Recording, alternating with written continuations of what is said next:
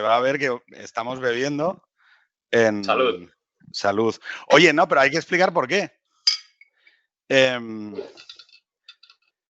Cuando yo te conocí, tú ya tenías una obra de poesía publicada, pero yo no tenía ningún libro publicado.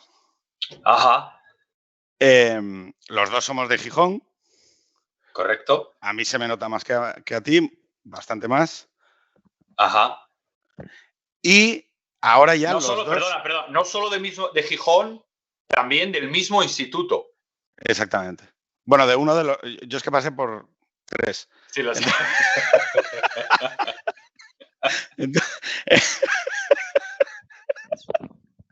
Digamos que en uno de los 3 es el mismo. Exacto. Es el mismo. Disimilitudes. Ahora ya somos los dos autores con obra publicada, ¿vale? Exacto. Pero es que justo tú has publicado recientemente esto, que ya no es un libro de poesía, que es Los primeros días, que tiene un virus en la portada, con lo cual es la típica cosa bien pensada como para llamar a la acción, ¿no? No da lugar a engaño, ¿no? sobre de qué va, ¿no? O sea, es evidente. Exacto. Oye, y yo esa he publicado... era la idea del subtítulo también, que fuera una propuesta muy clara desde el primer momento. Claro, pero tú dices un reportero, o sea, tú eres reportero. Bueno, a ver, digo reportero en el sentido de la labor de reporterismo, que es, digamos, ir al lugar de los hechos y actuar, ¿no? Pero perdona, te he interrumpido, que estabas diciendo que te ibas a decir que tú también tienes un libro publicado. No, claro, no, pero bueno, o sea, es simplemente que estamos celebrando los dos. Lo que pasa es que yo voy a beber el primer trago de whisky y como no me gusta nada, voy a mezclarlo con Coca-Cola. ¿Vale? Bien, parece bien. No, siempre, o sea, hay como varias cosas que me gustaría poder hacer porque me parece que quedan muy bien. Una de ellas es beber whisky solo, con hielo. O sea, creo que queda adulto, ¿no? O sea, que queda de una manera como muy madura. La otra es jugar al ajedrez. Son cosas que nunca he sabido, nunca he podido. Y luego cruzar las piernas, tío. O sea, me he dado cuenta que hay un cierto factor de clase. Claro, por eso te decía, hay un cierto factor de clase en cruzar las piernas. Yo no puedo. Yo te podría enseñar que hasta doblo las piernas 2 veces, pero no te lo puedo enseñar porque no estamos en persona. Claro, pero una de las cosas que más me llama la atención de China es que allí la gente se sienta en cuclillas a descansar. Sí. También te lo podría enseñar, ¿eh? ¿Tú puedes hacerlo? Pero va a ser complicado. Sí. Claro, pero ¿qué hacen? Sientan el culo sobre los talones. Es que me dan ganas de enseñártelo, ¿eh? Hazlo. O sea, este es un programa interactivo. A ver, lo único que no se va a ver, yo creo. No se va a ver. Si te pones muy... básicamente tú doblas las rodillas y te quedas sentado. La clave es que el culo no toca ni tus talones ni el suelo. Ah, ¿los talones no los toca? No. Pero entonces, ¿cuál es el punto de apoyo? Está todo el peso en las piernas. Es que es rarísimo. Oye, ¿y por qué? Muevo la cámara. Esto es muy macarra. Pero ¿y por qué? Pero ¿y por qué han hecho eso? O sea, porque yo no conozco ningún otro sitio que lo hagan. Mira, ¿me ves? Sí. Se me ve, ¿no? Esta es la idea. Te voy a poner el lateral. ¿Ves? No, sí. O sea, claro, no es en los talones, es en... Claro, pero el peso sobre la planta recae en la puntera. El peso, digamos que recae sobre el músculo que recorre tu espinilla. Ese es el que el que hace de contrapeso. Pero ¿y esto cuándo lo inventaron? Pues no sé, es una cosa muy cultural y llamativa. Yo no sé muy bien por qué, digamos, sabía hacerlo antes de venir. Pero bueno, por lo general a la gente le cuesta. Claro, es que, a ver, el hecho es que cuando tú viajas por Europa, ¿vale? Aunque te vayas a Hungría o al este, sigues formando parte más o menos de la misma civilización, es decir, de esa tríada que hablamos tantas veces, ¿no? De una tríada que va de Atenas, del pensamiento griego al pensamiento romano, al cristianismo, ¿no? Pero cuando te vas a Asia, ya estás en otra civilización. Es decir, Confucio, o sea, sabes lo de las religiones sapienciales frente a las religiones proféticas, que es que están las proféticas, que es llega un profeta, sea Jesucristo o Mahoma, y planta ahí un libro con la verdad revelada de Dios, ¿no? Las sapienciales, que nunca queda del todo claro cuando haces clasificaciones si son o no son religiones, porque no, ellos cuando las ejercieron, ¿no? Confucio o Buda, que son las dos, no apelaban estrictamente a la hora de proponer la revolución ética para sus países o sus comunidades al carácter divino de lo que decían, sino que cuando decía Confucio, oye, pues hay que apelar al Ren y al Li y su puta madre, no decía porque lo dice Dios, sino dice porque es bueno, ¿no? Y puedo llegar a esto a través del conocimiento. Claro, yo tengo la sensación de que luego tienen elementos en común con todas las religiones, los típicos, el core, ¿no? De no matarás, no mentirás, no cometerás actos deshonestos y no robarás. Eso es común a todas. O sea, a Europa, a Asia, o sea, ahí no hay discrepancias, ¿no? Pero luego es verdad que en cuanto a la propuesta de vida buena, o la propuesta de vida buena de esas comunidades, sí que yo creo que se ven afectadas. O sea, hay muchos puntos en común, pero luego hay muchas discrepancias. Por ejemplo, esto de sentarse en los talones. Bueno, eso no tiene mucho que ver con Confucio, eso, ¿eh? Pero me hace gracia porque la otra vez que estuve aquí en el podcast contigo, también empezamos hablando de Confucio. A ver, yo creo lo primero... Luego acabamos hablando de cagar. De los baños. Poco después, sí, pasamos de Confucio a los retretes, eso es.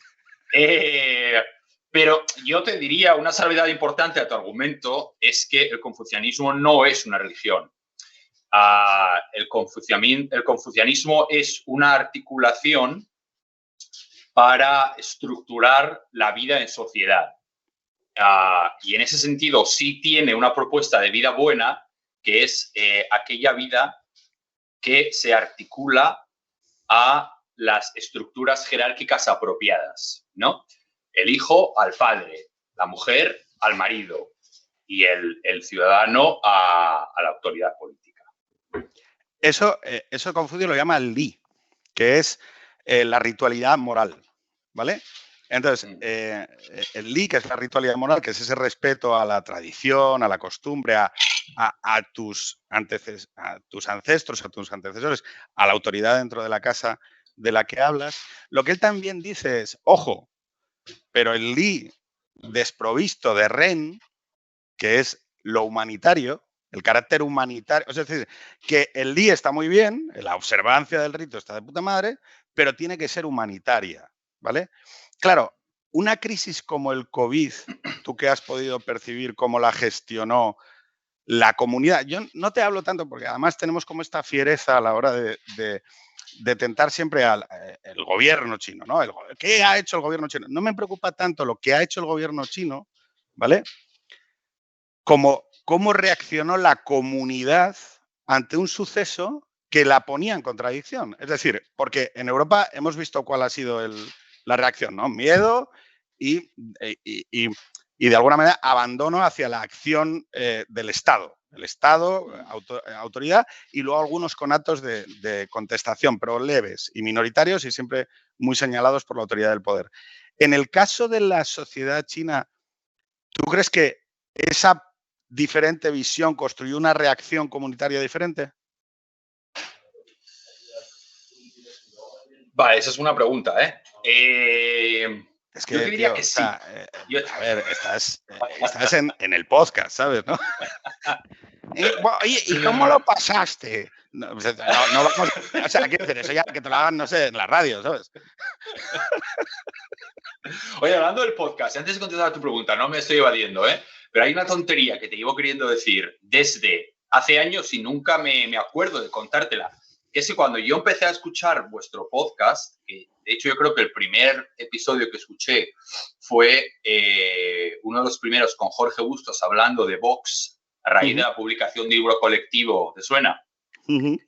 Pues a partir de ese, durante varios episodios, era cuando usabas, ¿no?, lo de cojones o festil. Hombre. Y yo estuve varios episodios diciendo, pensando que era una disyuntiva y pensando, ¿pero qué es festil? Entonces era cojones o festil.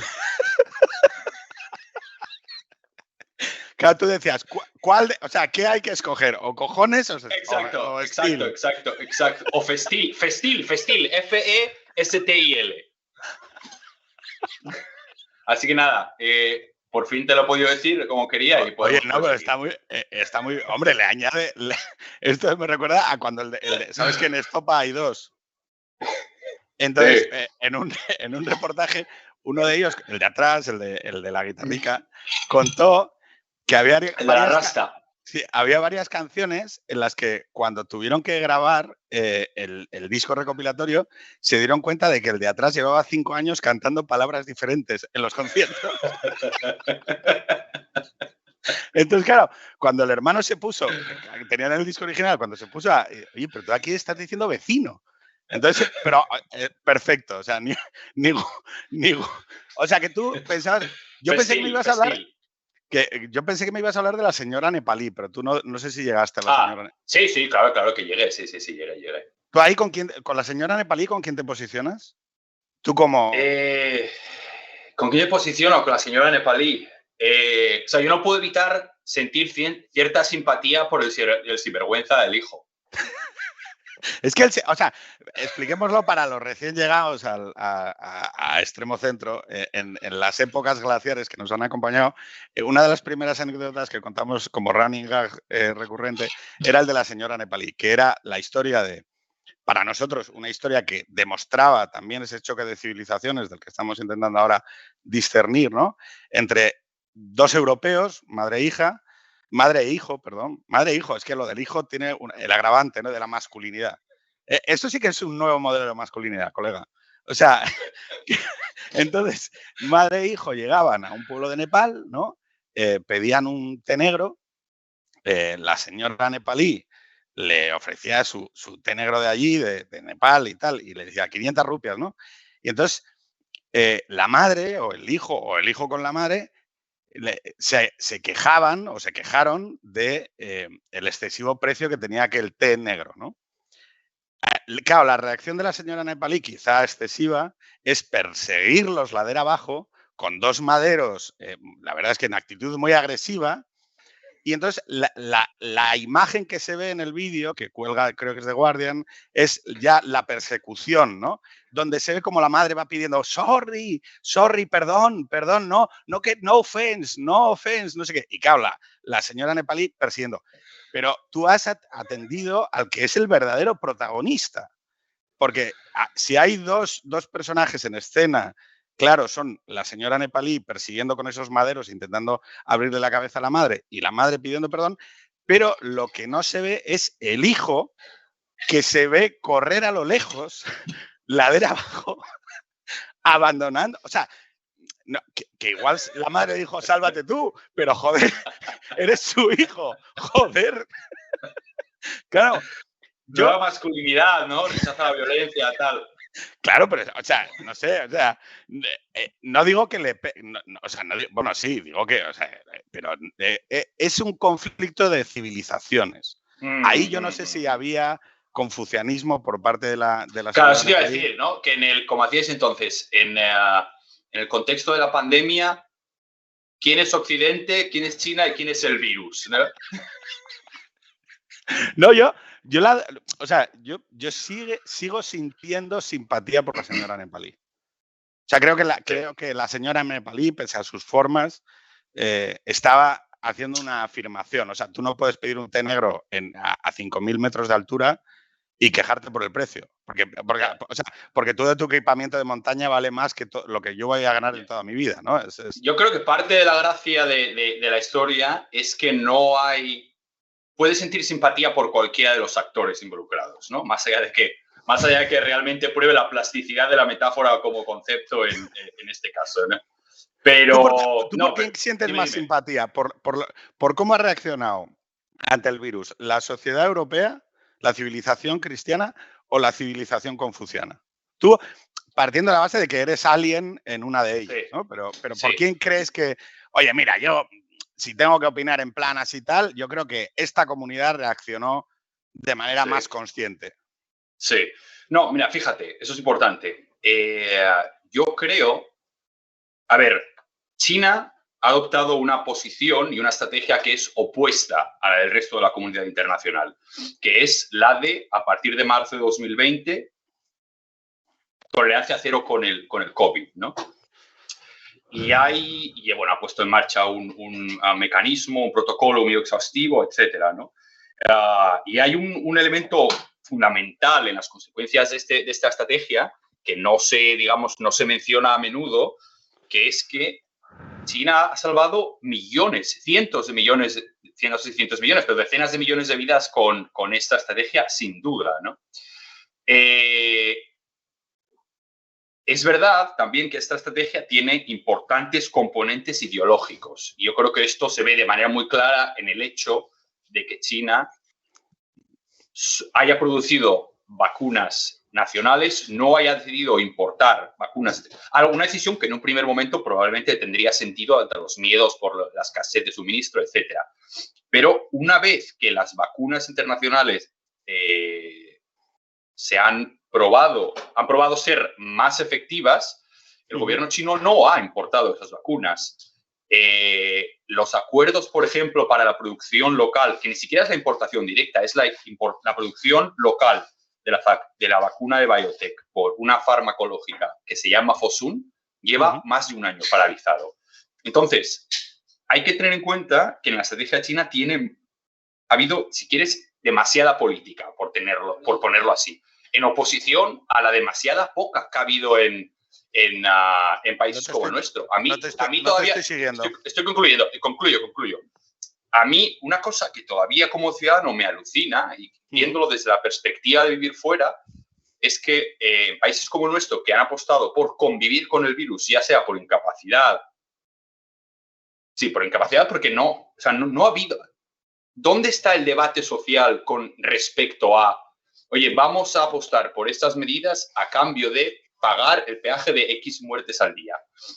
Eso es un debate que no solo se ha hurtado a la sociedad civil, sino que yo creo que es algo más preocupante que no se ha producido. A ver, yo recogiéndote el guante de lo que has dicho respecto de los debates, estoy totalmente de acuerdo.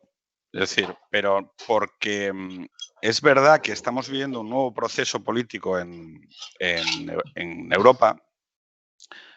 No voy a decir en España en concreto para que la gente no crea que es que estoy hablando de tal. Yo creo que en Europa está habiendo una concentración en base a este fenómeno de crisis que lo que está impidiendo es que una de las bases que nosotros tenemos en nuestro modelo de gobierno de nuestras comunidades, que es la posibilidad de contradicción, ¿vale? O sea, es el modelo democrático liberal, vamos a decirlo así, da igual a qué nivel, se basa en el principio de que la ciudadanía puede y debe contradecir al poder. Es decir, que el poder tiene legitimidad, pero una parte de su legitimidad procede de ese establecimiento de la contradicción hacia el poder. Claro, en nuestro modelo de gobierno, tú dirás, ¿de dónde nace eso? Bueno, eso nace, el cristianismo aporta una dignidad innata en el ser humano, ¿vale? Que no se somete a ningún principio, ¿vale? Es decir, todo hombre importa. Todo hombre es mi hermano, ¿no? Y por lo tanto no hay una autoridad superior, no hay un principio superior que respetar la dignidad del otro. Y eso hace que nuestros modelos de gobierno tengan que asumir, porque si no están condenados, como decía Tocqueville, a un proceso de revolución constante, es decir, el derrocamiento constante de la autoridad gubernamental en los procesos europeos. Nace de esa visión, ¿no? Mientras que siempre parece, y esto igual es una visión muy superficial, ¿no?, que en el mundo asiático, chino civilización, esa estatal civilización china, lo que siempre se pone como criterio superior es el utilitarismo comunitario. Claro, tú en el momento en el que, como está pasando en Europa, cualquier persona que emita un criterio distinto al del Estado es tachado, bueno, ya hasta el hecho de desgastar la palabra negacionista. El otro día salió un paisano, un profesor honorario en una comisión de investigación diciendo, oiga, mire, las vacunas no son vacunas en sentido estricto, son fármacos. El pasaporte COVID ha sido un exceso porque las vacunas fármaco no impiden la transmisibilidad del virus y luego habría que ofrecer más información y rendición de cuentas sobre los beneficios que están alcanzando las farmacéuticas en todo este proceso y si están impulsando de alguna manera un exceso de vacunas por encima del óptimo y automáticamente a esta persona se le somete dentro del espacio público a un proceso de demolición para, no sé, ese criterio de opinión considerarlo incivil, ¿no? Entonces, claro, en el caso asiático chino, los principios de actuación, entiendo, gubernamentales están más claros. Es, yo no tengo por qué respetar tanto la voluntad individual de mi pueblo, ni siquiera tengo por qué permitirle expresar esa opinión contraria con carácter permanente, pero sí puedo o sí debo garantizar que las medidas son, de alguna manera, más beneficiosas o que las decisiones políticas son más beneficiosas para la comunidad. Entonces, ese diferente proceso de construcción de la decisión política, yo creo que permite, en un caso que en China quede más claro cuál es el criterio por el que se guía la acción política del gobierno, y en el caso europeo estamos teniendo problemas a la hora de afrontar esos debates porque no estamos acostumbrados a hablar en esos términos de, bueno, utilitaristas, ¿no? Es decir, oye, mira, yo voy a asumir que se me van a morir 5.000 viejos, pero que eso es mejor en términos comunitarios que parar la economía o nosotros, o sea, como sociedad, no estamos dispuestos a reconocer abiertamente esos debates y cada vez que los abordamos, no solo con el COVID, sino incluso con situaciones hospitalarias o demás, nos cuesta mucho. Cuando el ejemplo paradigmático, que no sé si lo recordarás, es cuando en urgencias en España hubo que hacer triajes.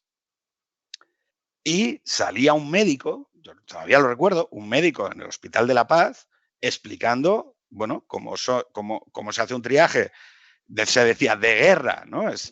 Bueno, triaje es, oiga, tengo unos recursos hospitalarios limitados, tengo una carta de entrada y tengo que definir los criterios bioéticos.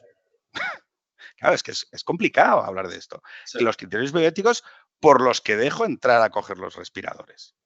Claro, en China, yo no sé si este tipo de conversaciones se tienen en abierto. Sí, no. Y de hecho, voy a recoger lo que estás comentando para responder a la primera pregunta antes de que nos fuéramos por las montañas de Nepal.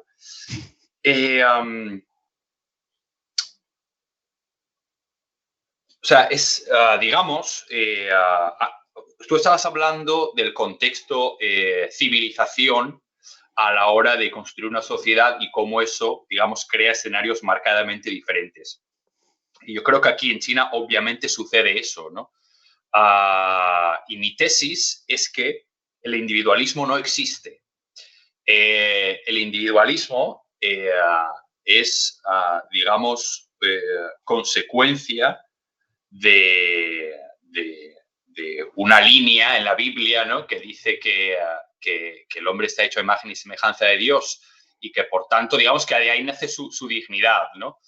Y luego eso es algo que encuentra una articulación política en la tradición griega, más adelante en la Ilustración, y digamos que sin ese recorrido la idea de la autonomía del individuo no tiene sentido, ¿no?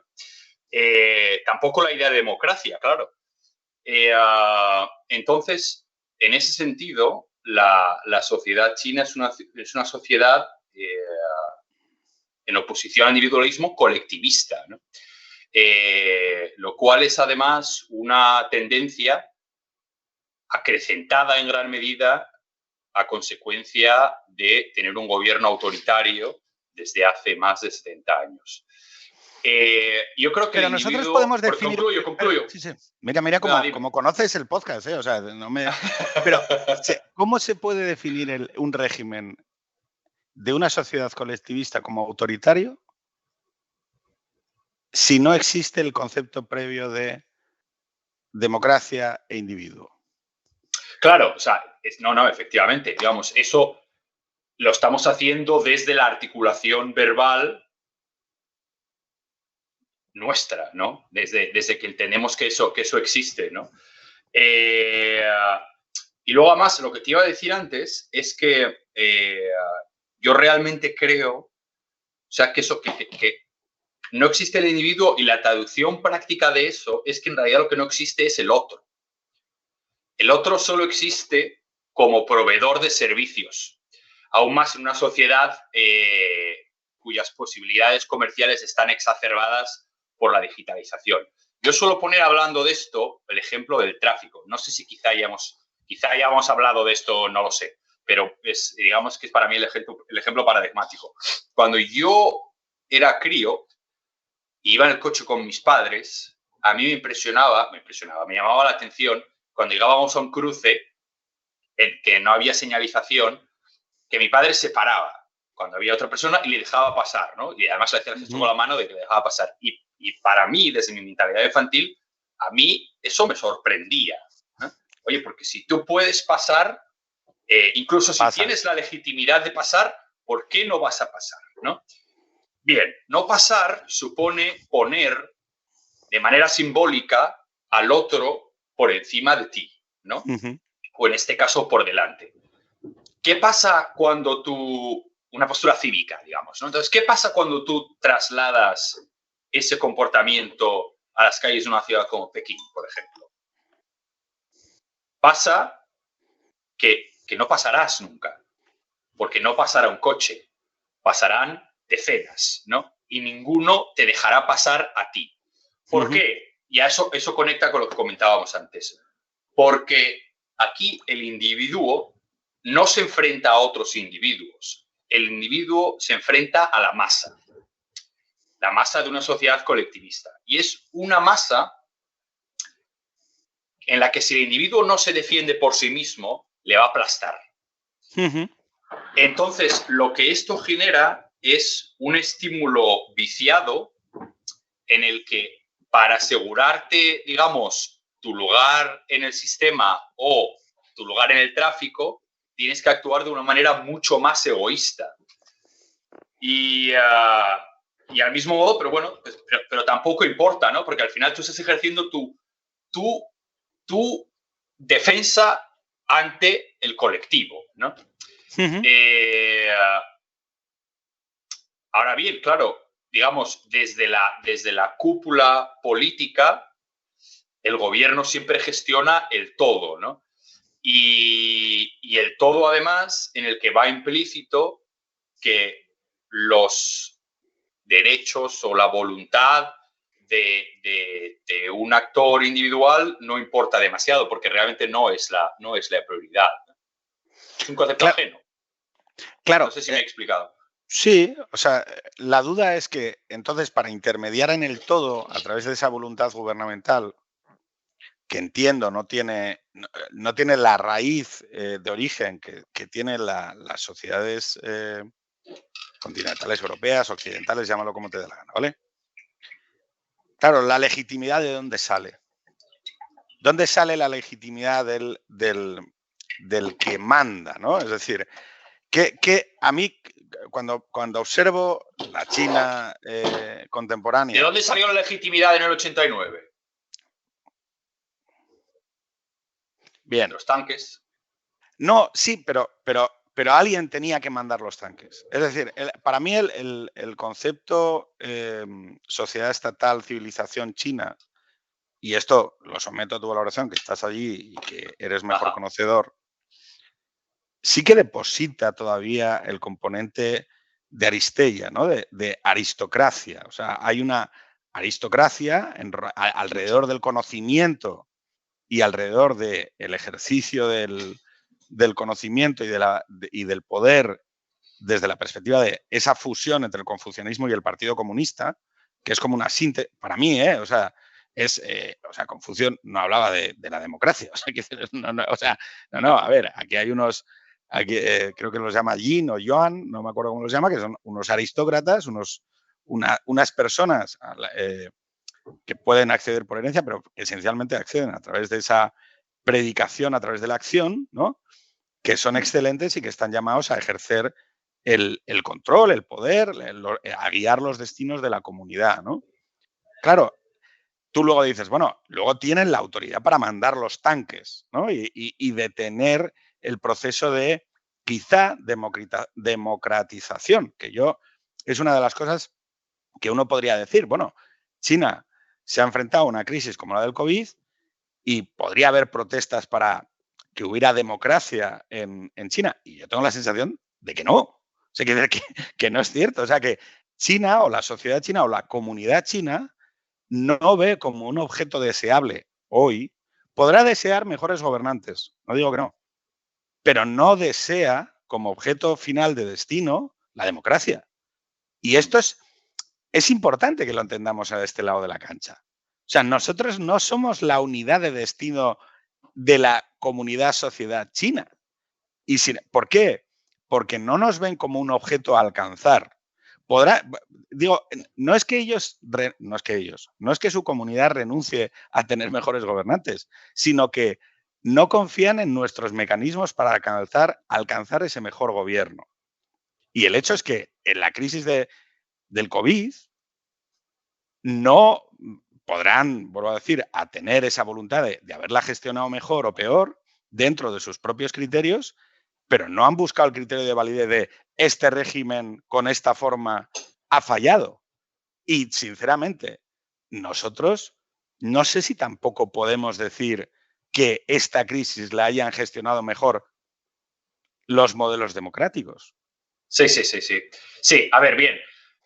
Digamos, mi intervención de antes, digamos, hacía referencia al factor de legitimidad último, pero no para ello tampoco quiero dar pie a una lectura simplista, porque, y yo creo que eso es parte del ejercicio interesante de lo que tú comentabas ahora, una gran mayoría de personas como nosotros que fuera ciudadano chino en la actualidad, sería muy complicado oponerse quiero decir, encontraríamos muchos estímulos para apoyar al partido. Porque cuando tú tienes un modelo político, para empezar, en el que no tienes alternativa, ¿no? Que ha mejorado tu nivel de vida en las últimas 3 generaciones de una manera radical, que además tiene un relato de liberación nacional fortísimo, ¿no? Yo lo vi, por ejemplo, cuando estaba en Tiananmen, en la manifestación del centenario, en la celebración del centenario del partido, que había una energía, ¿no? de un pueblo que realmente acudía a su cita con la historia. Eso es innegable, ¿no? Y lo que es muy interesante es que, yo recuerdo, pues eso, en enero de 2020, hablar del Chernóbil chino, etcétera, de las consecuencias de un virus tan transmisible en un sistema que no está acostumbrado a lidiar con la verdad, más allá de los evidentes intentos de encubrimiento en los estadios iniciales, que también es innegable, ¿no? Y donde debería empezar la rendición de cuentas. Pero lo que es evidente es que, a ver, para la cúpula del Partido Comunista, una primera sacudida, la crisis financiera global de 2008 fue una primera sacudida, en la que se dan cuenta que realmente los países occidentales no tienen un manual de instrucciones completo para su modelo político y económico. Eso es un gran despertar. Y lo que ha sucedido con la pandemia, yo creo que es otro segundo hito. Porque ellos se encuentran con la situación de que frente a... Además, eso es algo que, digamos, la propaganda oficial acentúa todos los días, ¿no? Frente al caos de las democracias occidentales, el gobierno chino ha sido capaz de poner la pandemia bajo control, minimizar los casos, mantener una relativa normalidad desde marzo de 2020 y salvar, de nuevo, lo que decíamos antes, decenas de billones de vidas. Y eso es verdad. Y dicen, oye, y aquí hay un ejemplo claro de nuestra perspectiva sobre los derechos humanos. Y ahí hay una tesis fuerte, ¿no? No, claro que no. Porque es verdad. Entonces, a lo que iba, por concluir, para que puedas continuar. Contra eso, o sea, digamos, lo que es importante resaltar en este caso es que parte de esta estrategia tiene componentes ideológicos que priman sobre los científicos y sanitarios. Y, en segundo lugar, que el modelo chino no ofrece una solución. En realidad, el modelo chino está basado, y de nuevo, no deben dolernos prendas en decir que el hito de mantener los casos en comparación con un occidental tan bajos es realmente espectacular, ¿no? Pero al mismo tiempo, este modelo no ofrece una solución. Porque está basado en gran medida. Claro, una solución en términos de la pandemia, ¿no? O sea, el acercamiento chino se basa en gran medida en estar aislado del resto del mundo. En China no ha entrado un turista desde marzo de 2020. Un porcentaje muy significativo de los extranjeros residentes aquí no han podido volver por las trabas burocráticas, etc. Y entonces, cuando tu estrategia es el aislamiento y, digamos, a medida que... Perdón, me he despistado, que se está moviendo por aquí. A medida que el virus, aunque sea por incapacidad, se extiende por países occidentales y tenemos además la inmunidad de vacunas más efectivas, digamos que la transición hacia la vuelta a la normalidad es más evidente, ¿no? Aunque sea, de nuevo, con ese peaje de pagar X vidas, aunque sea este X sea mucho inferior que el que era hace un año.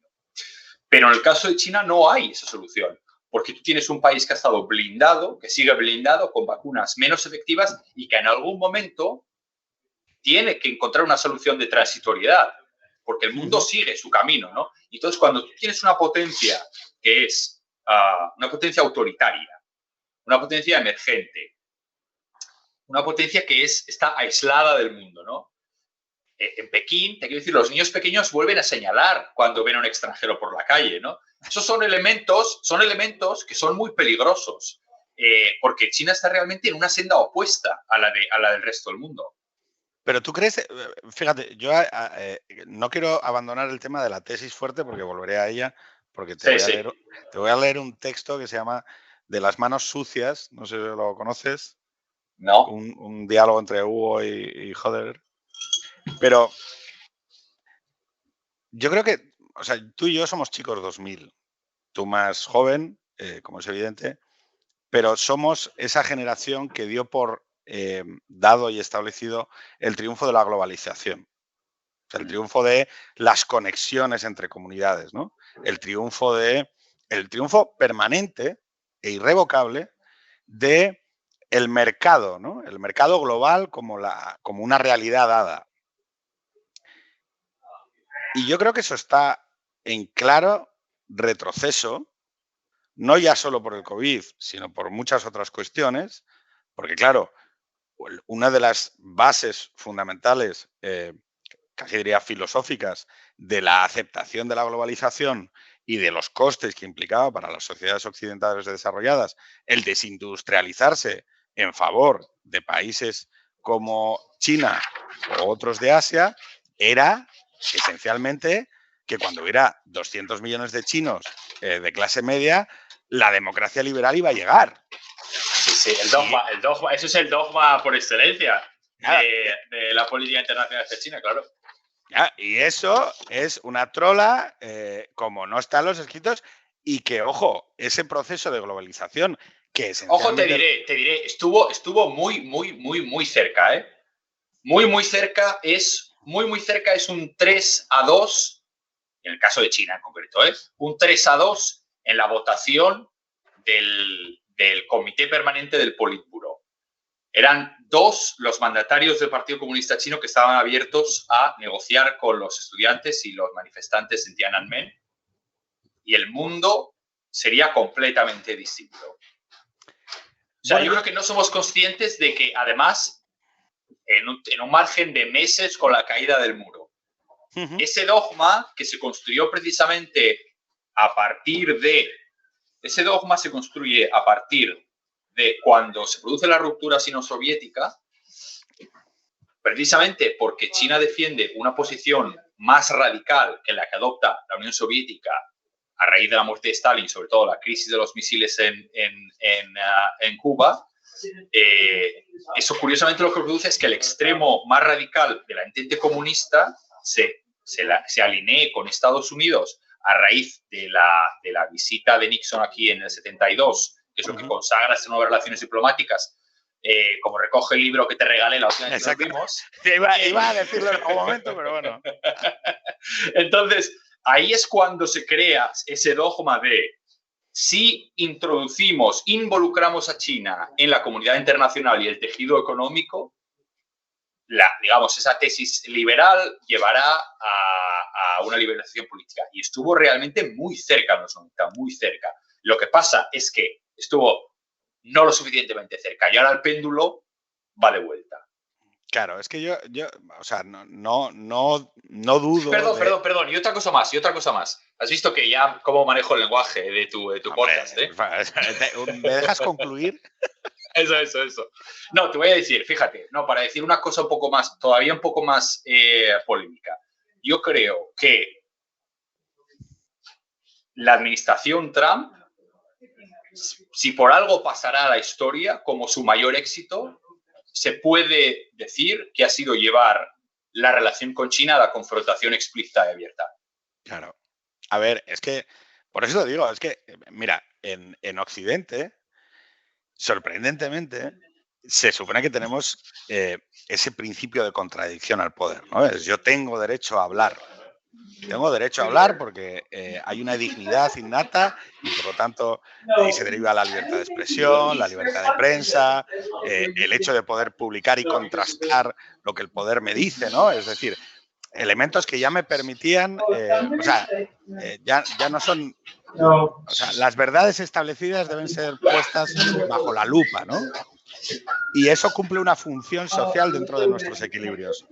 Sorprendentemente, hay principios de la globalización y principios liberales que son tratados como absolutos dogmas irrevocables. Yo ayer estaba hablando con un amigo y le estaba diciendo, oye, yo todavía estoy esperando una cuarta de ABC o una cuarta del Mundo diciendo, oye, chicos, a la derecha española, que la globalización se ha acabado, que la globalización como proceso dado está finalizado y que las relaciones hoy, dentro del mundo en el que vivimos, son otras. Y sin embargo, veo a la gente muy poco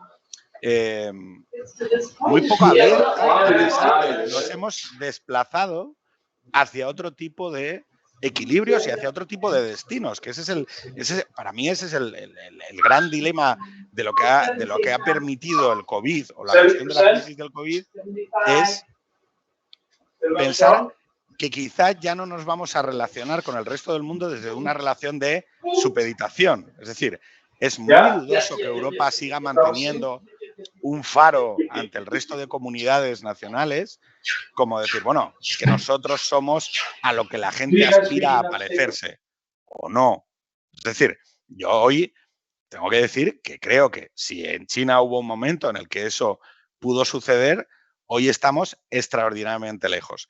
Y no solo eso, sino que nuestras propias sociedades occidentales están concentrando en sus gobiernos procesos, formas y maneras que, bueno, vamos a decir así, debilitan a algunos consensos que se establecían desde hace 60 años, ¿no? Entonces, claro, tienes que mandar callar, ¿no? Si no les pego yo el toque desde aquí. Dale, dale, no te preocupes.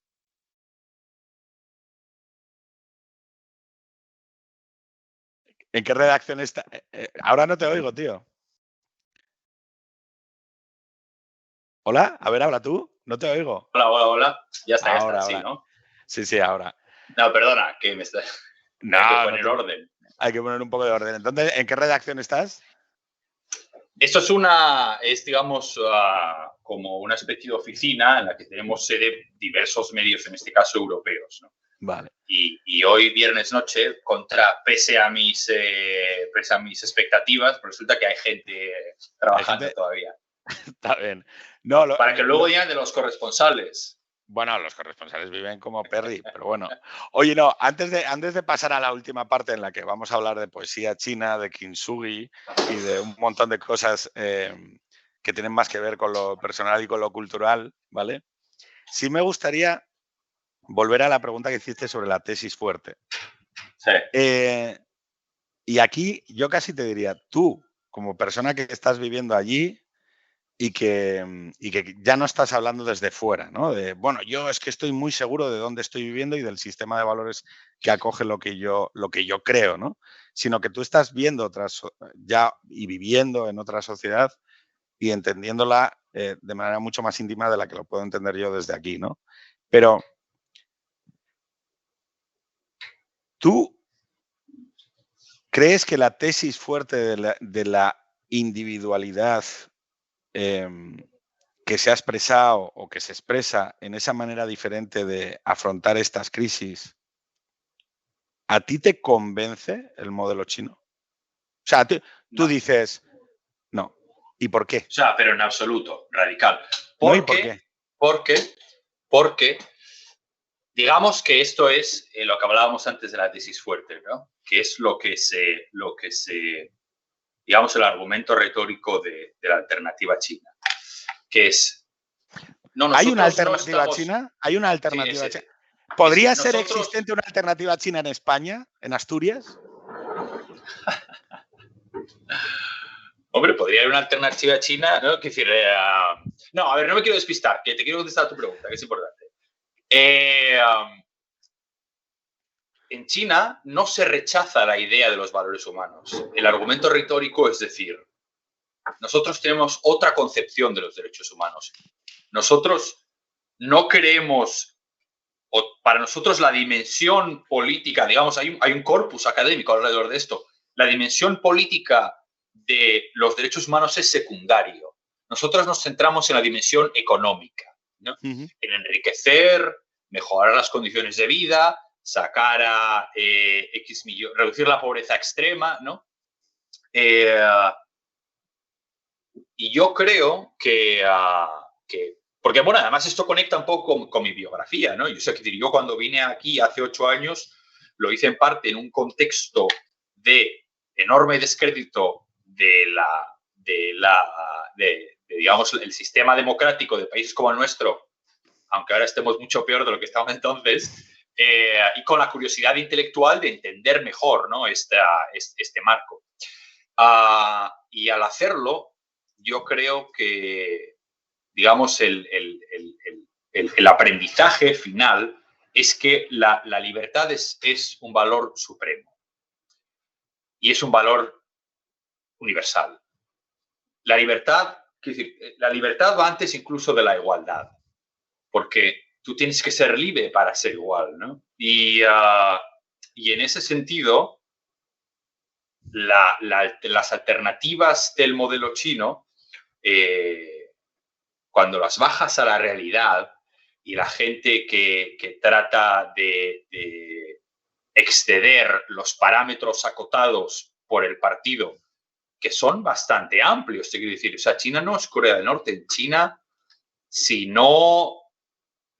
tú levantas una pared respecto a cualquier cuestión política, tú puedes tener una vida realmente muy cómoda, ¿no? Yo creo que eso es parte del contrato social que lo hace tan atractivo para la gente aquí, ¿no?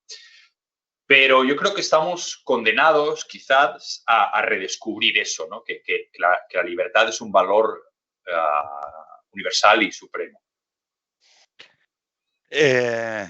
Por acabar, ¿vale? Sabes que la última pregunta que te voy a hacer es si tú, que además les conoces, mandarías a Carmen Manel y a Adrià a defender las Islas Canarias. Pero en relación a esa tesis fuerte, solo leerte una cosa. Ese diálogo entre Hodder y Hugo, Hodder cree en la causa, ¿no? Y dice, ¿y por qué habría de creerlos? ¿Acaso me quieren ellos a mí? En referencia a los hombres, entre la dialéctica entre la causa y los hombres, ¿no? Y Hodder dice sobre los hombres, yo los quiero por lo que son, con todas sus porquerías y todos sus vicios. Quiero sus voces y sus manos calientes y su piel, la más desnuda de todas las pieles, y su mirada inquieta y la lucha desesperada que cada uno a su vez riñe con la muerte y con la angustia. Y dice, para mí sí cuenta un hombre de más o un hombre de menos en el mundo. Cuando hablamos de la libertad, muchas veces nosotros tendemos a hablar de nuestra libertad. Pero en realidad cuando hablamos de la libertad, tenemos que hablar de la libertad imperfecta de esos hombres con las manos sucias y la piel caliente que tienen que tener derecho a equivocarse. Porque la libertad es esencialmente el derecho a cometer errores.